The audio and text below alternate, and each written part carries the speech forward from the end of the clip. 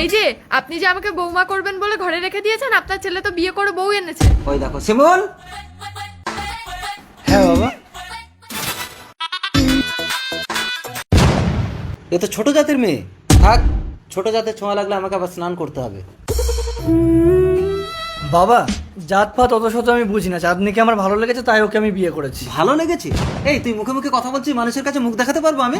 এই তুই এক্ষুনি এই মেয়েকে ঘর থেকে বিদায় কর, আমি রিয়ার সাথে তোর বিয়ে দেবো। অসম্ভব। ঠিক আছে বাবা, ওকে বউ বলে মানতে হবে না।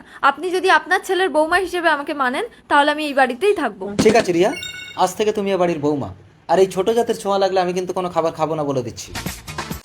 একটা কথা কান খুলে শুনে রাখো রিয়া, আমি কিন্তু তোমাকে কখনো স্পর্শও করবো না। আমিও তোমাকে চ্যালেঞ্জ করছি, আমি এই বাড়িতে থেকে তোমার বউ হয়ে তোমার সন্তানের জন্ম দেবো। আন্ডারস্ট্যান্ড?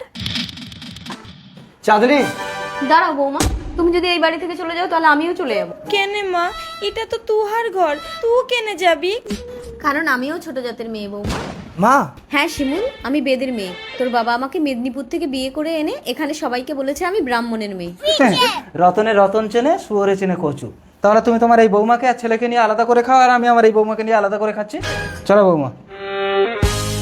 বৌমা, কি হলো, চিল্লাচ্ছেন কেন? আরে খুব খিদে পেয়েছে, তুমি একটু রান্নাটা করো তো। ইস, আমিও সব পারবো না, অনলাইনে অর্ডার করে খেয়ে নি। ঘুমাইছে বটে। এই তুই বাইরে যা, আমি ওর সাথে ফুলসজ্জা করবো।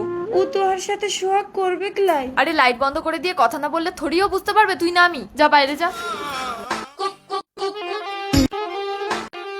যাক, আসল কাজটা তো সেরে নিয়েছি, এবার শিমুল শুধু আমার। আমি এ ঘরে।